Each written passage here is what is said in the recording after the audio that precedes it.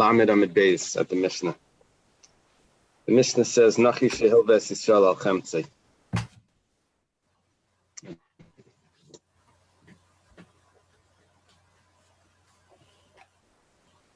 A non-Jew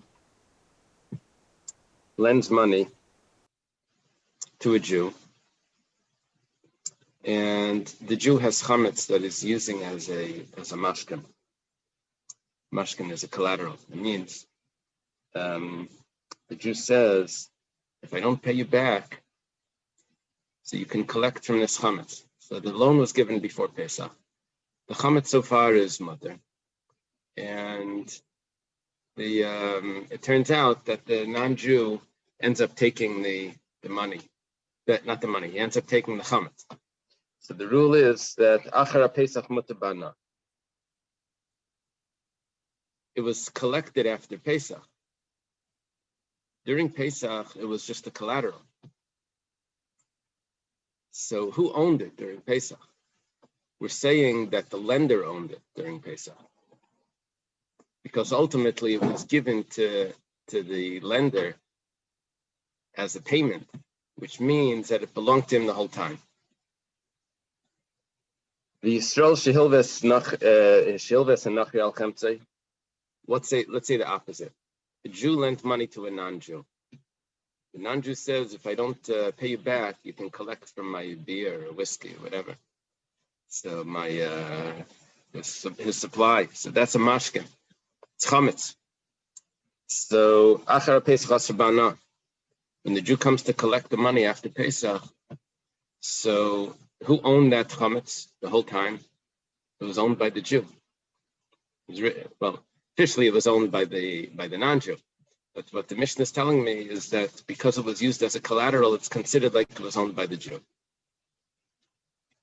The Gemara is going to say that we're talking about in both of the cases that the money was deposited in the house of the Jew or the non-Jew. It was more than just a collateral saying that, oh, that's where you'll collect from. It was actually given over as you can use this as a payment, the way a collateral is done, that this will guarantee the repayment of the loan.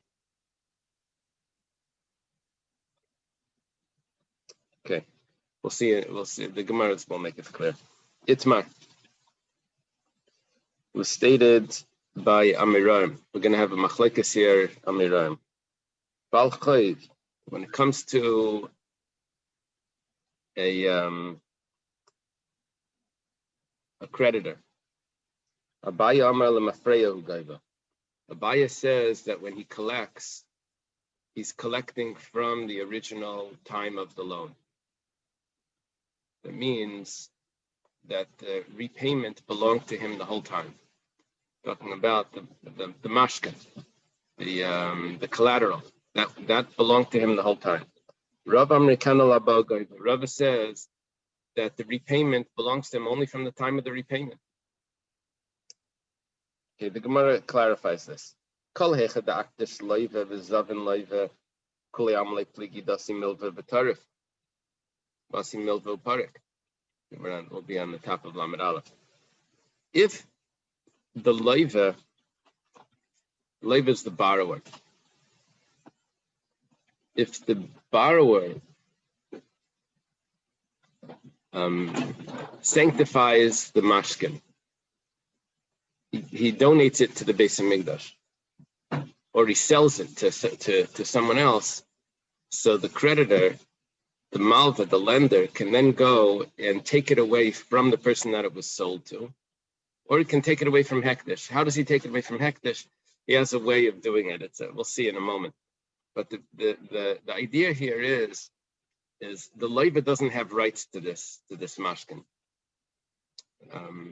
Whatever rights he has is overpowered by the rights of the creditor. The creditor has more rights to it. So everything that the loiva does, that the borrower does to this collateral, can be undone by the lender, which would mean that the lender has the rights from the beginning. The creditor has the rights from the beginning. whatever he does, it could be whatever the borrower does, it could be undone. How does he get it out of? How does the creditor get it out of the hektish? How does he take it out that it became sanctified? So he says, "Vasi milva parak detanana was taught in a Mishnah. Moisef by dina or paydas elu." What he does is like this. Really, he could take it out without any pidyon, without any redemption. The borrower sanctified it, but he didn't have the rights to do that. So the lender comes and just takes it away. But he has to give one extra coin to show that he's redeeming it. It shouldn't look like hektish just leaves the sanctity for free or nothing. So you do a token redemption on one coin, even a lot of money that got sanctified, you do one coin to redeem it all, and that will satisfy that issue. So keep pligi. We had a machlokes Abaye and Rava. When is that machlokes? That is the Zavin Malva v'Kadosh Malva. Oh, this is going to be interesting. The lender lends the money. The borrower says, "Here's the collateral." The lender is all excited about the collateral. He says, "Oh, I'm sanctifying it." Now, the time for repayment of the loan didn't come yet, so he sanctifies it already before he actually acquired it. But when it came time for the payment of the loan, it turned out that the lender didn't give money and he collected it from the collateral. So it really was his the whole time. So Abaye says that it was his the whole time. And Rav is going to say that no, it wasn't his the whole time. He got it only at the time of the repayment of the loan. So what's going to happen is that if at the time of the repayment of the loan, the guy says, "Actually, you know what? I never really wanted to sanctify it. I take it back." Now, normally you can't do that. But if the sanctification never worked, because it was never his the whole time, it was about to be his right now, and then he retracts from it, so the sanctification doesn't take it back. According to Rava. According to Abaye, everything took place from before him. Abaye Amar Lemafreya Hugoiva. Abaye says that retroactively he collects. That means he collected from the time that the collateral was given to him. And since the time for the repayment of the loan came, and instead of repaying money, he decided just to leave him with the collateral, right? So the creditor ends up owning the collateral. So it retroactively lets us know that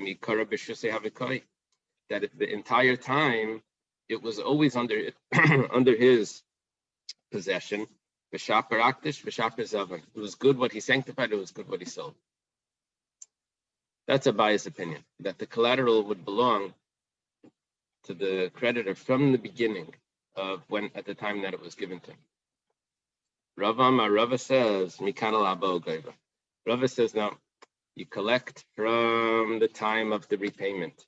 That's when the collateral becomes his. You have to think about it like this. Let's say the person actually had cash, he had real money. So the collateral would go back to the borrower, and the borrower would use money to pay. So how did that happen? It must mean that the collateral was never his. If he would have had money, then the collateral would have gone back to the borrower. So that's a proof. Now that he doesn't have money, so it must be that, okay, now he gets the collateral. Because if money would have been there, then the collateral wouldn't have gone to the creditor. It would have gone back to the debtor, to the borrower. So that comes out to be the machlokes. The machlokes has to do with the creditor using changing ownership of the collateral before the time of the repayment, before the time of the repayment of the loan.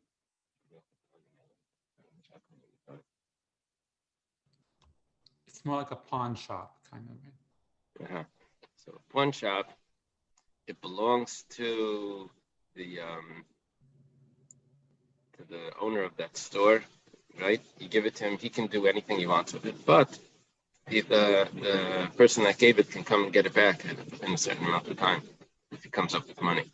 So that's what you're saying. The mashkin, according to Abaya, no, I'm not sure exactly how a pawn shop works. Can the owner of the store sell it like right away? No, you have to wait. Yeah, have to wait. Yeah, but he has control over it more than the collateral. So that would be similar to Abaya's opinion. That once it's given over to him, then it's really his. If the guy doesn't show up, then just. Is this essentially how you sell comments now? When you sell it, they describe the amount which way anybody going to get a second ideas, they don't say this one day they have the money to or something to buy it. I mean, that's how I understood it. I don't think that's. Dr. Stein is asking if this is how the sale of chametz works. I think the sale of chametz is a purchase of the chametz itself. Chametz is not a collateral. What happens is he makes the down payment for the chametz, and it means that it's already his now, and he'll pay it up in installments or whatever. When's the next installment? Will be after Pesach. We're going to come collect the big chunk of it. So, but it becomes his from right now. Then after Pesach, come okay. So do you have $1 million? The guy who was the janitor in the shoulder, doesn't have $1 million. So it's okay. Well, if you want, we can sell it. You can, we'll buy it back. So they set it up in a way where the sale was done immediately. And the next installment is okay. So we'll buy it back if you want. It was a full sale. The chametz it was a sale on the chametz, not that the chametz is some sort of collateral. I hear what you're saying though, because according to this, you can do it another way. According to this Gemara, you can borrow money. Let's all borrow money from I don't know, Rockefeller or whatever, and say our chametz is a collateral. No, but then in the end we'd have to give it to him. It won't work. If he doesn't collect that, if we give him back the money, then the chametz was really ours. Over here we're saying that the chametz ends up in the possession of the guy after Pesach, and so we're saying that who owned it the whole Pesach. So we're saying that because it ended up as the guy is, so it was his the whole Pesach. That's what we're saying. We're going to see how we're going to learn Rava based on our Mishnah. Rava says that everything takes effect after Pesach. Our Mishnah seems to say that it takes effect from the time of the giving of the collateral. Okay, this is what I got stuck in the following piece. You'll see. If anyone has any better insights as we learn this, let me know. Does Rava really say that it takes effect only at the end, at the time of the repayment, that's when the collateral belongs to the creditor? There's a problem. And what that is, it's going to take us quite a few lines till we get to the problem, but it's introduced like this. Rami Bar Chama says, Ruven shemachar sadel l'Shimon b'achrayas. When a property is sold, normally there's a what is this called? Maybe like title insurance or something.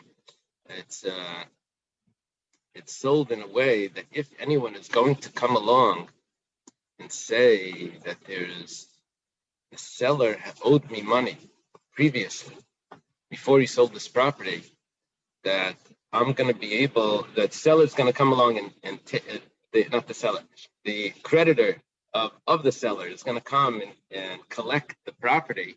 So the seller tells the buyer, says that I'm taking responsibility, that if that should happen, I'm going to repay you for everything. Title insurance. So that's achrayas.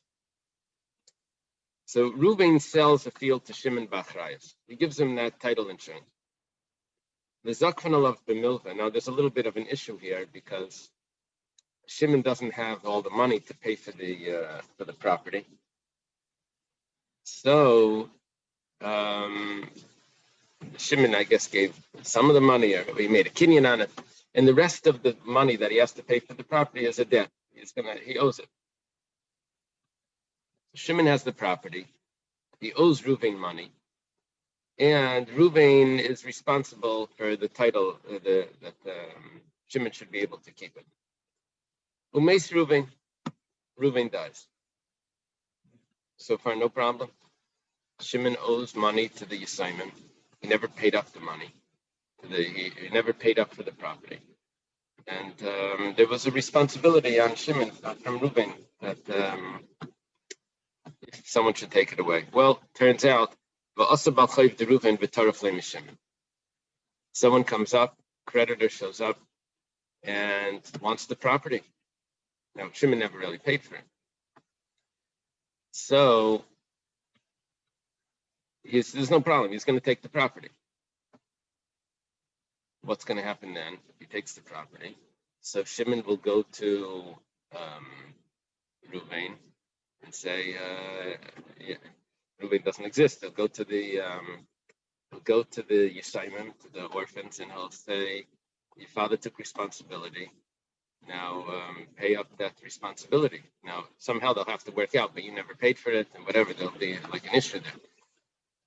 So what happened in this case, though, was Va'asa Shimon upaisi bezuzi. Shimon wanted to keep the property. He didn't want the property to go to that creditor of Reuven.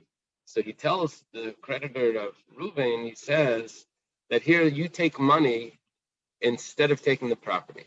So I'll pay up the debt that Reuven owed, and instead of taking the property that I want to live on or I want to use, take this money. So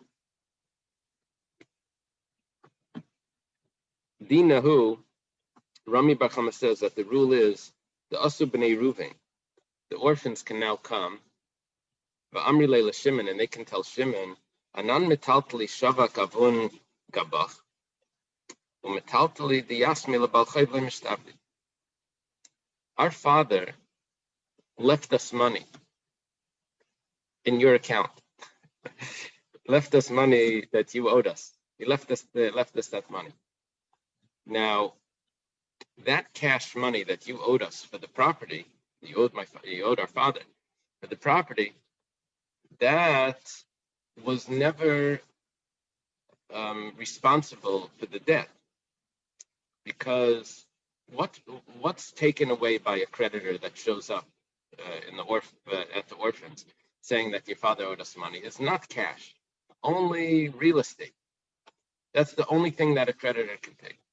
So therefore, you're going to say that the money that you gave to him was really money that was owed to him from our father. It's not true. Our father would never have had to pay cash. He would have only had to pay the property. You owe us cash. So you have to pay us the money that you owe us.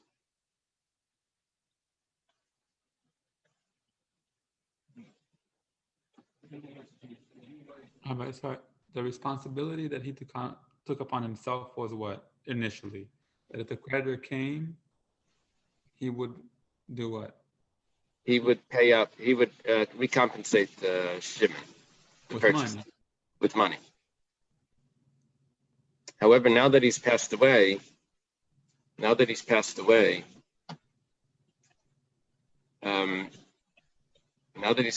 he doesn't owe any. There's no cash that's going to be collected from this property from the inheritors. No cash, only real estate. And it works the other way. The orphans can collect any cash. So they wanted to collect the possessions, the actual money, the funds. They want to collect the funds from Shimon that Shimon owed to their father. There was a creditor that showed up from their father that just took away the property from Shimon. Well, they didn't take away property. He ended up taking away Shimon kept the property, and he ended up giving money. But really, the father's responsible for that money also, because a creditor showed up, right? The father should be responsible for that. The only thing is that the orphans are going to say, well, we don't have any property. And you can't collect from orphans, the only thing you collect from orphans is cash. I'm sorry, the opposite. The only thing you collect from orphans is real property. We don't have any property. So you can never get anything out of us, and we can get out of you. So that's what's going on over here. Shimon bought the property when Reuben was alive. He has title insurance. The orphans don't have any property at all. They just want the cash that Shimon has. Now, where does Shimon have cash from? I don't know. Shimon has cash, but he owed the money for the property. Shimon had just paid one amount to keep the property, and now the orphans want more from him to pay for the property. No, when he bought the property, it became it was like a mortgage on. He didn't pay for it entirely. Yeah. The Zakfanal of Milva was you see on the second line of this. Reuben Shemachasad Shimon Bachrais was Zakfanal of Milva, and then this became a loan that he owed Reuben for the purchase. Owner finance. What is it? Owner financed. Owner finance, right.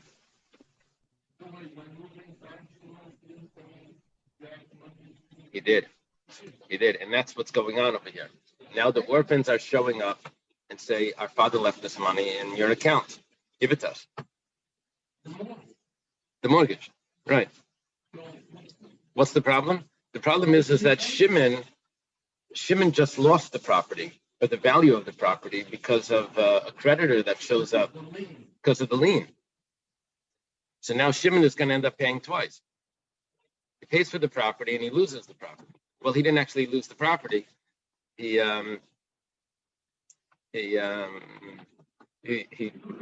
loses the money that he in order to keep the property. So V'amar Rava, and Rava says, Shimon, if Shimon is a wise guy, very smart, so Magvelu Ara. What he should do is he should pay for the money that he owes to the orphans, to Reuben, now the orphans. He should pay them with real estate. Then what's going to happen is he's going to say, oh, you have real estate. I can collect the lien, the title insurance. I can collect that responsibility from real estate. And then he'll go back and just take it back. So he gives them items that will be collectible. So he says, Magvelu ara v'hada gavle, and then take it back. That's what Rav is. The Amar of Nachman, because Rav Nachman says, Yisayimim shegavu karka b'chayva saviyam. Nachman says that orphans that collect real estate because of a debt that's owed to their father, which is in this case, Shimon owed Reuven money for the purchase, and instead of giving money, he's now going to be giving real estate. So Bal Chayv, a creditor, can come along to those orphans. The can come along and collect the real estate from the new real estate from the new land that they've just acquired. You see, normally, what could a creditor take from orphans? Only something that was owned by the father, land that was owned by the father.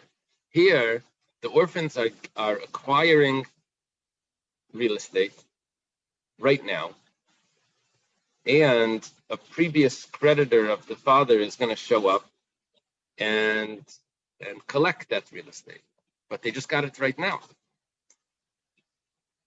So let's set up who are the players over here. Shimon owes Reuven money for the property. However, at the same time, Reuven owes Shimon money for the title insurance, for the responsibility that he took, that no one's going to take away his the sale. Then. So what Shimon's going to do is like this. He's going to repay his loan to Ruvain with real estate. That way, the orphans are now going to have real estate, which will allow him to collect what's owed to him from Ruvain. The only factor here that's not so stable is that the orphans are acquiring a property after the death of their father. Can that new property be used to collect the debt that was on their father? Everything they acquire is going to go. So Rav Nachman says that if they acquired the property because of a death of their father, what's really happening is that property belonged to their father from the time of the loan. Now, who would say that the property belongs to the father from the time of the loan? That would be Abaya, not Rava. Abaya says lemafreya. Abaya says that when you collect a collateral, it's lemafreya. Rava says mikana laba.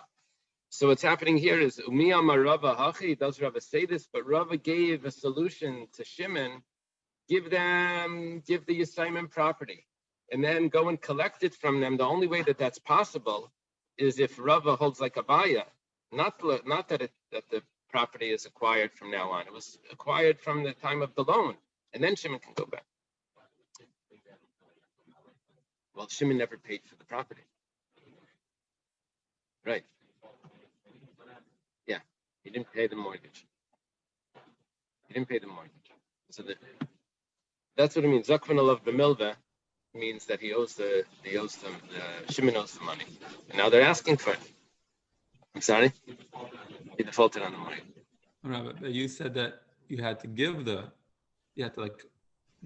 the control had to be with the lender. With the lender. Here Shimon has the property. He already bought it. He's a mortgage. Right. So, but because the mortgage is a mortgage of the property, and the property would be used as a collateral for that loan. So therefore, when it ends up back in the hands of the orphans, it's considered like it was always the orphans the whole time. When the land goes back to the hand of the orphans, but it didn't. because Shimon defaulted he never made a payment. He didn't make any payments on his loan. He purchased the property, but he didn't pay for it, so he owes the money. So the property ends up back in the hands of the orphans, which meant that the property was the orphans the whole time, which means that any other creditor of Ruvain can come along and say, oh, property from Ruvain, let's collect our debt. Now it turns out that Shimon himself is a creditor of Ruvain because of the title insurance, and someone just took the property. So he himself is the creditor. So he says, "Oh, property." He takes it back. He paid for Ruvain's debt, right? So in this scenario, as you're describing it, Shimon has made a kinyan on the land, and he has a separate chov to pay the seller, like a modern mortgage. Right. And now somebody comes along. Oh, yeah. Okay, great. Yeah. And he had a debt to the seller, I guess that's Ruvain, from before the land was transferred. Yeah. Right. So he can grab the land, right, if he wants. But the fly in the ointment is that there are orphans here, and they have special rights. Right. So what would have happened? There's a detail here. What would have happened if Shimon would have actually given the land, just lost the land? Well, the person who he had a debt to before the land was sold has a right to grab that land out from the person who took it. It was deemed to have had a coal. So I guess if he would have lost the land, then the whole case would have been closed. He owed the money, but so what? The land was gone to the land went to the creditor. So he never paid, but it ended up being taken away anyway. But here he's keeping the land, and he's paying off the creditor with other money. Who is he? He Shimon. is Shimon, the one who's Shimon. sitting on the property now. Right. He's paying off the creditor because he wants to keep the land. He's ready to pay more than its value.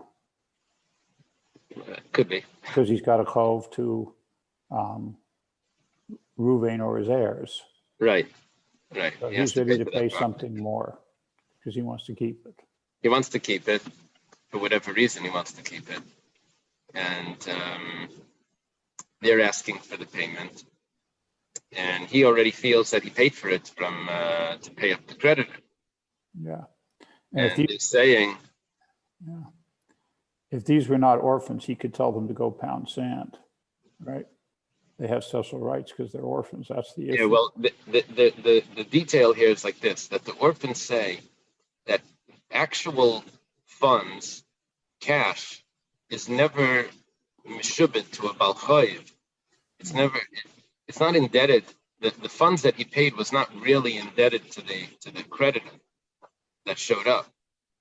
The only thing that was under that was indebted to the creditor was the actual property. Right. And you owed us funds, and we can collect real funds. We just don't have to pay real funds. We only have to pay real estate. We didn't have real estate, so we didn't really. And you didn't give the real estate. You gave funds, so you owe us those funds. Okay. The Gemara says like this. It spells it out. If we say that it's retroactively collected, that means that Reuven acquires the property from the original, from Shimon, from the original time that the purchase was made and that it became a debt. So Amtulahachi, therefore, for Shimon can now go and collect, or Nachman's case, anyone else can come and collect from the property that was acquired right now, because it wasn't acquired right now, it was acquired from the time of the debt. The command of government because it was zif. It was collected from the light in the lifetime of the father, it belonged to him. But if you say that when the property, when the collateral is taken, it's only from here and on, how is the creditor able to take a property that was just recently acquired by the orphans?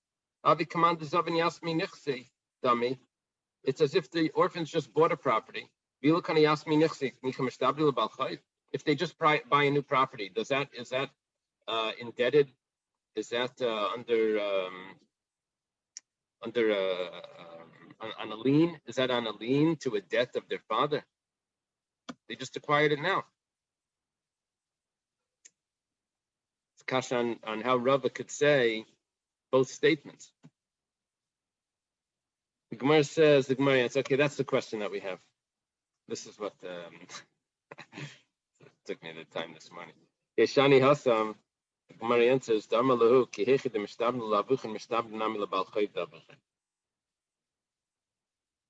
it's like this. There's a concept that we're about to learn from Reb Nassim. It says, let's read it through. It says, Midar Reb Nassim, the Tanya, Reb Nassim Naimer, Minayin l'noishe b'chaveirei mana v'chaveirei b'chaveirei. Let's say there's someone that owes money. In this case is confusing because they owe each other money. Reuven lends money to Shimon, and Shimon lends money to Levi. Now Levi has to pay Shimon back, and Reuven wants his money from Shimon also. So Shimon is like hard to reach and all of that. So Reuven goes to Levi and he says, I know that you owe money to Shimon. Shimon owes me money. Let's ignore Shimon. Just give the money directly to me. So, how do you know that you can do this? You can just drop the middle guy. Now, really, of course, what Shimon wants is to collect the money from Levi and never pay Reuben, right? That's the way this works. And then I don't have money. And then Reuben is going to have to claim that we know that the transfer, we have the whatever. So, Talmud Laim, Rav Nassan Lasher Hashem Laim. Rav Nassan has this pasuk. So, in this case, what's happening is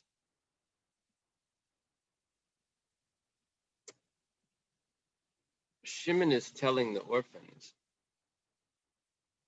that I owed your father money, and your father owed me money. So really, I can go and we can drop the middle guy, who's your father. And I owed your father, so here's the property for your father. And your father owed me, and I take it back. So this is a case of Reb Nassan. The question is, well, what exactly happened here? What exactly happened? We said that there was a problem according to Rava, that if he's acquiring it now,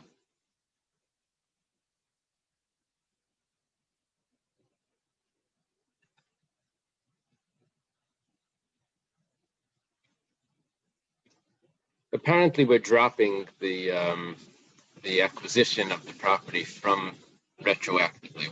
We're not going with that now. Rava's not going along with that. Rav is saying that the acquisition of the property is right now, but somehow because there's a third party here, he's able to get it. It's like it's all part of the same transaction almost. Uh-huh. Doesn't have to do with retroactive ownership. Uh-huh. I guess that's the chat in Rav Nassan, yeah. I want to say something now. It's like a novel that's going to be, but I'm trying to I'm trying to connect this whole thing with Pesach. I mean, We're going to get back to that in a moment. Okay, but in my mind, this my focus goes back to the hundreds. Because are we going to the first year hundreds where we burn the hundreds and it's dust? The father's dead, and you know what? It's over, baby. Forget about making it change. Or are we going to the second of the moon deal from the next one? After the death, it's not over yet. It ain't over, right? And we still have a way we're still concerned about hundreds that's left over. And if you look at it that way, then you can see how Rabbi Navarro argued. Uh-huh. If you can look at it. Uh-huh. Okay. We go back to the Mishnah. Let's go back to the Mishnah. It says like this. Tanan. Let's start in our Mishnah. Nachri shehil ves Yisrael al chamtzei achar Pesach muter bana. A non-Jew lends the money to a Jew, and the Jew uses his chametz as a collateral. So we say that after Pesach, when the money is collected, or the collateral is collected by the non-Jew, we say that you can have benefit from that chametz. Now, if we're going to learn like Abaya, that who owned the chametz the whole Pesach, it was the non-Jew because he was the creditor, and the creditor owns the collateral the whole time from the very beginning of the debt. So that's why you can have benefits from this after Pesach, because the chametz always belonged to the creditor. But if you say that the only time the collateral belongs to the lender, to the creditor, is from the time of the repayment was only after Pesach. The whole Pesach, this belonged to the Jew. Our Mishnah is a kasha and Rava. Here we're talking about where the chametz was actually deposited in the possession of the non-Jew from the beginning. So it was never missing any sort of collection. It was given to him from the beginning. So that's what Daniel was saying, that it's more like a punch-out. It was actually given, and if I come back and pay for it, then good. Then I'll end up with it back, but otherwise it's yours. The Gemara says, let's say that this is really a much earlier machlekes. Goes like this: Yisrael shehilvel enachri al chemtzei. The Yisrael lends money to a non-Jew. The traditional job in Europe, the Jews were lending money. They couldn't get other jobs, so they would lend money. And la'achar Pesach, eina over. After Pesach, how's the non-Jew going to pay back? So his chametz was a collateral. After Pesach, you're allowed to have benefit from that chametz. You didn't violate the laws of Pesach. Very interesting. Even though this was a collateral for that could be possibly owned by the Jew after Pesach. In the name of Reb Meir, they said no, that you do violate the laws. My love, is it not b'hakam miflagi? That the following is that the machlekes is exactly what we were saying. The Mar Savar Lemafreya Hu Goiva. Reb Meir holds like a baya that the collateral, the chametz, belonged to the Jew the whole Pesach because the Jew was the lender. Yeah. The Mar Savar Mikan Alabo Goiva, and the Tanakama holds like Rava that says it's only from here and on. This machlekes Abaye and Rava is really a machlekes Tanaim. It goes back Tanakama and Reb Meir. The Gemara says V'tizbra. Do you really think so? That you can say this? You only read a part of a Mishnah or a Brisa, and that's why you're thinking this. But if you look further, Ema Seifa, later on in this Brisa it says, Aval Nachu Shelvel Yisrael Al Chamtzai. But if a non-Jew lends a Jew money, the opposite story, and the Jew uses as a collateral chametz, Lachar Pesach Divrei Kol Oiver. Everyone says that this is a violation of Pesach. Now, who owned the chametz the whole Pesach? Obviously, the Jew. Now, the Jew is the borrower. So, why is it that everyone holds that it belongs to the Jew the whole Pesach?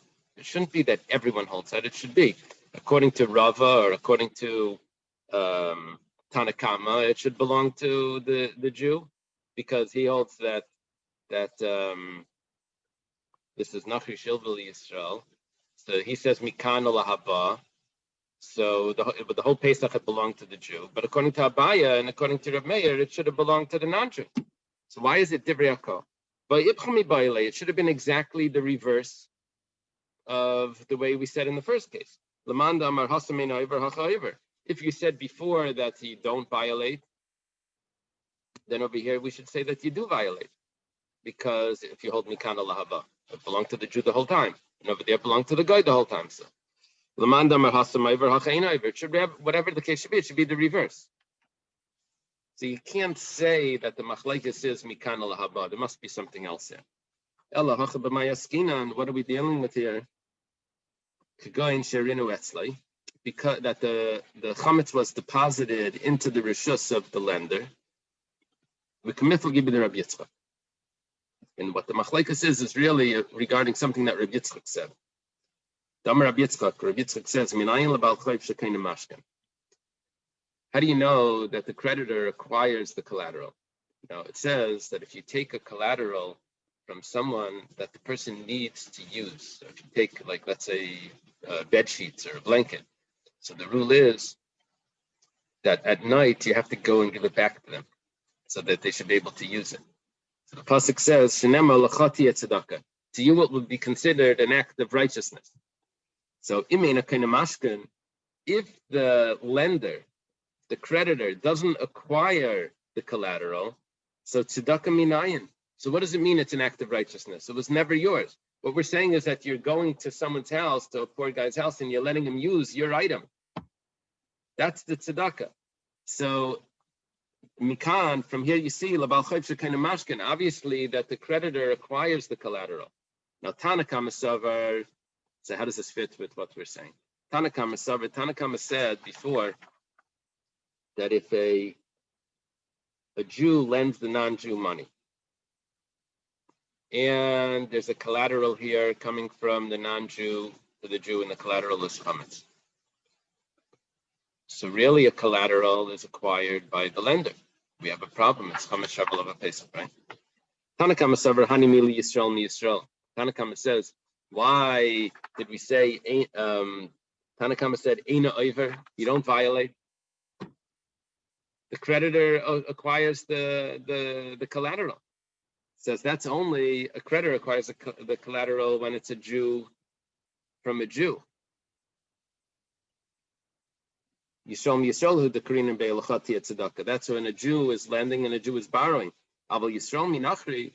But if the Jew is lending and the non-Jew is giving the collateral, the Jew doesn't acquire it like honey. The Jew doesn't acquire the collateral from the non-Jew. Reb Meir says it's exactly that. The logic is exactly the reverse. Yisrael mi Yisrael kani Yisrael minachli kolshkin. If the poor lender loses his collateral when it's a Jew, so and it belongs to the poor borrower loses his collateral and it ends up belonging to the lender. So if it's a non-Jew that's borrowing, then for sure the collateral should go to the lender. If we're ready to remove it from a Jew that just needed to borrow money, for sure we should be removing the collateral from a non-Jewish borrower. But if you look at it the other way, the other case, a non-Jew is lending a Jew money, and the Jew has a collateral that he's giving to the non-Jew. What's the collateral here? It's chametz. After Pesach, everyone says that it belonged to the Jew the whole Pesach. For sure, we're not going to say that the collateral belonged to the non-Jewish lender. When does the Torah say that the collateral belongs to the lender? That's when the Jew is the lender. But if a non-Jew is a lender, then we say the collateral belongs to the borrower until it's actually given. I guess we have to leave it over here.